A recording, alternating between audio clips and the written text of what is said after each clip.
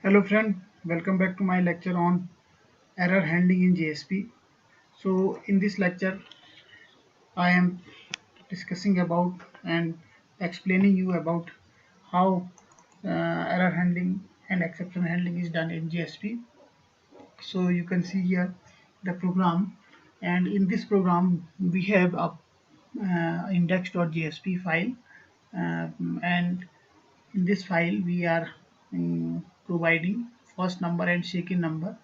Basically this is for calculation, and we are giving two numbers, and while writing these two numbers we can see the snapshot. This is for first number and this text box is for second number, and we have one button for submit query. So see the program.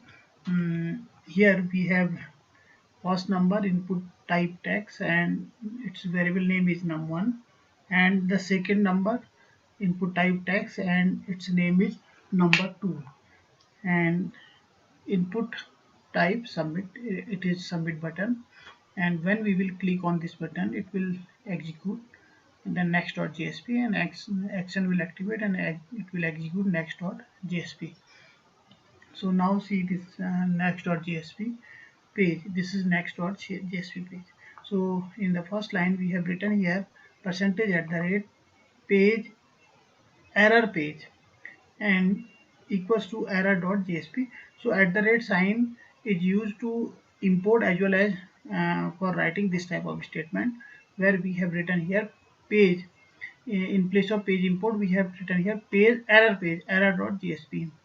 Means in case of any error occurred in this program, in this next.jsp, then it will directly move to the error.jsp.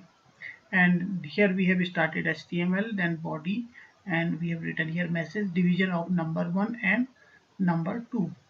So we are writing here percentage equal sign, and then we are writing here integer dot parse in request dot get parameter number1, and closing of this bracket and closing of this bracket.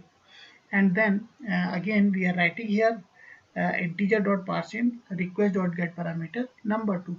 So number1 is divided by number2. So this basically this program is for division. So we are providing here number1 and number2. We have two text boxes and we are providing number1 and number2 for first number and second number, and we have button, then we'll push on button, then it will activate next.jsp. And in case of any type of error in next.jsp, then it will move to the error.jsp, and we are dividing number 1 by number 2, and number 1 and number 2 will be converted to integer parseInt. So we have written here integer dot parseInt because these values are taken from these two text boxes. So the nature of these values are text type. So first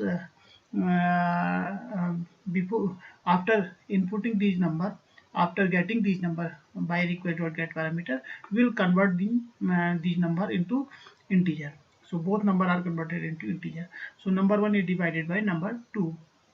So suppose in this program, this is the part of JSP. We have written here percentage equal sign, and it means the output of this division will be displayed, will be printed. तो ये monitor पे ये print हो जाएगा.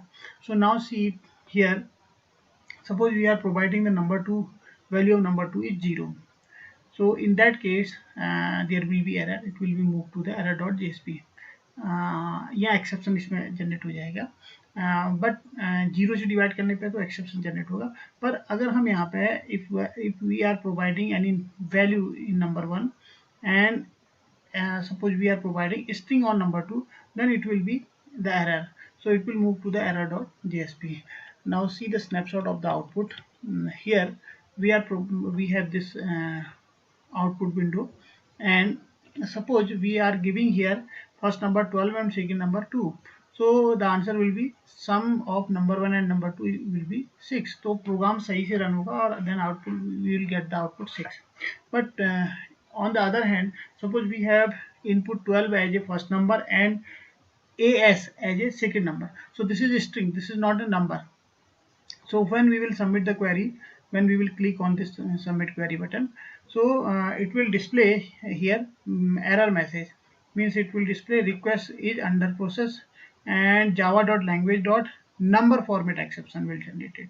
So as the input string as, so it will be number format exception will be generated. And in case when we pass 0, here suppose we are passing 0, then divide by 0 exception will generate, because the division divided by 0 will be infinite. Suppose if we are dividing any number by the 0, then it will display infinite output. So infinite is not defined in this computer, so that's why it will move to the divide by 0 exception. So now see the next page. This is page is error page equals to true. So here it will check, is error page equals to true? Yes, because we have given here 0, or we have given here as. We have given here, suppose we have given here string in the second text box. Suppose we have given string, then it will be divided by string. So in that case, error page, we will move to the error.jsp. So this is error.jsp, and in error.jsp the first line will check either it is error or not. So at the rate page is error page, so it will be written like that. So it will be started by at the rate and then page, then is error page, while in the previous one at the rate page error page equals to error.jsp. It means whatever the program we are running after this line, if there is any exception generates here, so it will move to the error.jsp. And in error.jsp, first line it will check, is there any error? Yes, true. If it is true, then we'll come inside the program, HTML body, and this is the message request is under process, and then exception. So you can see this message request is under process. So you can see here in output this message is given here, request is under process, and then java.language.number format exception. So because we are giving here as, so we are not giving a proper format, we are giving here string. Actually we have to write here number format. The format of this second input should be number, but we have given here a string. So it will generate number format exception for input string as. So it will display the message accordingly, uh, number format exception. So percentage equal sign and exception, only this exception is the implicit JSP types. In last class I have explained you implicit types. So exception is a implicit type, so there is no need to define the class name of this object. This is object but implicit object, so no need to define any object of this exception. So percentage equal sign and then exception, and this is under uh, italic, and heading 2 we have written here inside heading 2, and then body is closed and then HTML closed. So this is error.jsp page. So now you can see also XML file of this program. So here the welcome file is index.jsp, means this is the initial file. Index.jsp is the initial file, so it will be displayed here index.jsp. This is the welcome file, so this will be inside welcome file list. And error page, now the second one is the error page. Error page, you can see the error page, this is the error page, error.jsp. So we will mention here error page slash error page, and inside this we will write here exception type java.language.exception slash exception type, and location is error.jsp slash location. So we'll write here the error.jsp as well as java.language.exception. So this is under exception class. So we will mention here java.language.exception. Uh, uh, so rather than writing using statement, so we are not writing here any using or any page import statement. Directly we are giving here exception type java.language.exception. So under exception we have different exceptions. So you can also see in the output also java.language.number format exception. This is the type of number format exception, but we will write here plain exception. And third one is the error code. When error.jsp will occur, the number of error code will be 404. So this will be error code 404. Sometimes we execute our program, then we find that error number 404, 402. So each error is given a particular number. So this is the web.xml. So we can also have this web.xml. It will be started by web.app and closed by /web.app. Now see the uh, same piece of the code, location, and this one. On the basis of the exception type, we can write here exception type, and we can type here location error.jsp. Same way, not found. Suppose no, on the basis of the error code, if we don't have any error, then we can write this one, location no found error.jsp. So we can write this one also. So this can be on another one. So this is the web.xml and as well as this one. So you can declare error page in deployment descriptor. So you should know about the deployment descriptor for the entire web app, and you can even configure different error page and different exception type or HTTP error code type. So we can write here different error type, exception type, as well as error code, different HTTP error code.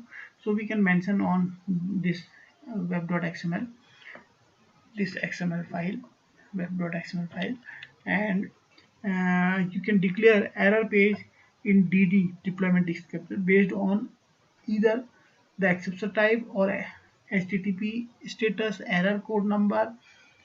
That way you can show the client different error pages specific to the type of problem that generated the error. So we can mention here like that. We can mention welcome file, and error page we can also mention, and error.jsp has error number. This is error code, we can say it error code. Error, we have location error.jsp, and error code is 404, means error number. And exception type means we can also mention here exception type, which exception type is related to this one.